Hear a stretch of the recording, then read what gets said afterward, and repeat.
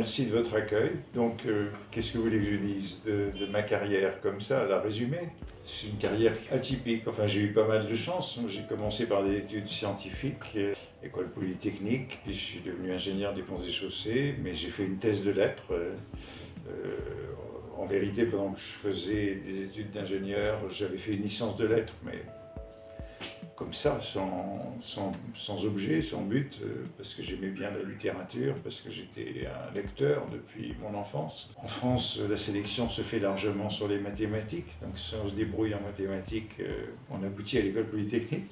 Mais après cela, j'ai fait une thèse de lettres, et malgré ce parcours un peu hétérodoxe, j'ai obtenu un poste à l'université assez rapidement, sans trop de difficultés. D'abord en province, c'est le cheminement habituel. J'ai été maître assistant à l'université de Rouen. Ensuite, je suis parti aux États-Unis comme professeur, parce que l'université de Columbia m'a demandé d'être candidat à un poste de professeur.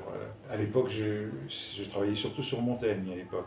Donc, c'est aussi quelque chose qui est un peu hétérodoxe, c'est que je ne me suis pas concentré, comme font beaucoup d'universitaires, dans un seul siècle, sur un seul auteur. Donc, mes premiers postes universitaires portaient sur la Renaissance. Quand je suis parti aux États-Unis, je succédais à un grand spécialiste de Montaigne, traducteur de Montaigne en anglais, notamment, biographe de Montaigne. Donc j'ai fait une dizaine d'années aux États-Unis. Je ne savais pas si je reviendrais en France à l'époque. Et puis après cela, j'ai été candidat à un poste de professeur à la Sorbonne, parce que des collègues de la Sorbonne m'ont demandé d'être candidat. Là, j'ai été élu. Ce qui m'intéressait en revenant en France et en allant à la Sorbonne, c'est que la Sorbonne, c'est tout de même le lieu où l'on forme, j'ai envie de dire, les meilleures thèses de littérature française. Ça reste l'endroit où, à la Sorbonne, j'y suis resté une douzaine d'années, et ce qui était vraiment gratifiant, c'était de diriger des thèses remarquables d'étudiants qui sont devenus ensuite des professeurs un peu partout dans les universités en France et ailleurs, et à l'étranger aussi. J'ai eu beaucoup d'étudiants qui étaient japonais, un peu partout, italiens, qui pouvaient venir de n'importe où faire leur thèse à la Sorbonne. Après ça, j'étais candidat au Collège de France, parce qu'on me l'a demandé, là aussi. C'est pas des candidatures qu'on improvise, qu'on fait de soi-même. Donc, j'ai passé les dernières 15 années d'enseignement au Collège de France. C'est pas très loin de la Sorbonne, on traverse la rue Saint-Jacques. J'ai continué à diriger des thèses au Collège de France. Au Collège de France, ce qui est très agréable, c'est qu'on fait cours sur ce qu'on veut. Il n'y a pas de programme, il n'y a pas d'examen, donc chaque année on fait un cours différent, on choisit le sujet. Et voilà, et puis ça s'est arrêté au Collège de France en 2021, parce que j'ai eu 70 ans et qu'il y avait un âge de la retraite. Aujourd'hui, je continue à enseigner à New York, à l'université Columbia. Aux États-Unis, il n'y a pas d'âge de la retraite, on peut continuer à enseigner. Et puis en 2022, j'ai été élu à l'Académie française, donc c'était pas mal.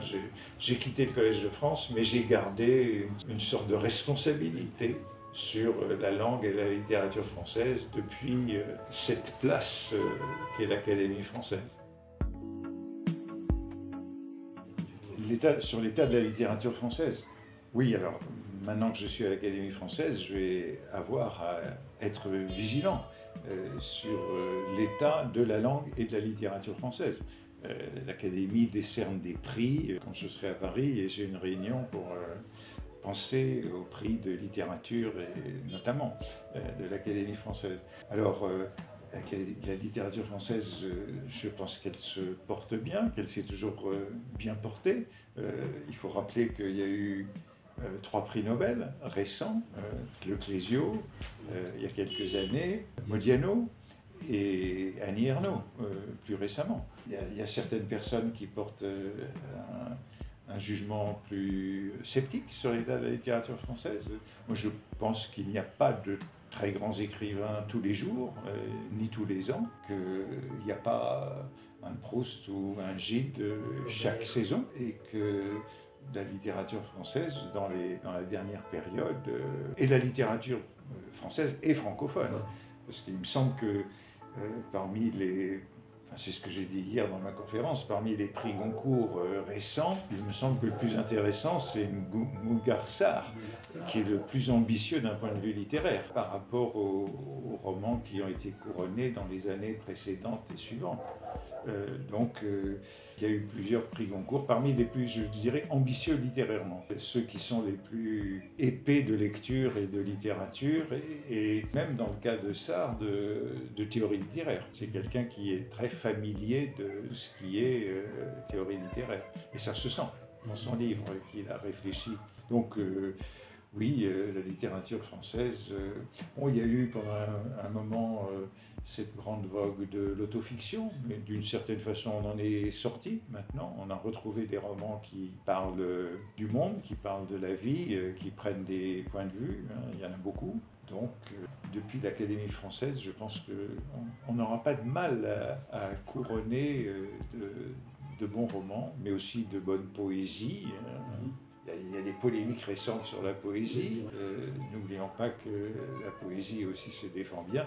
Et bien sûr, les essais, puisque à l'Académie française, il y a aussi des prix pour les essais et pour la philosophie. Je suis plutôt de naturel optimiste en tout, donc je ne suis pas du tout un décliniste. Et je ne crois pas du tout ni au déclin de la littérature, ni de nos sociétés.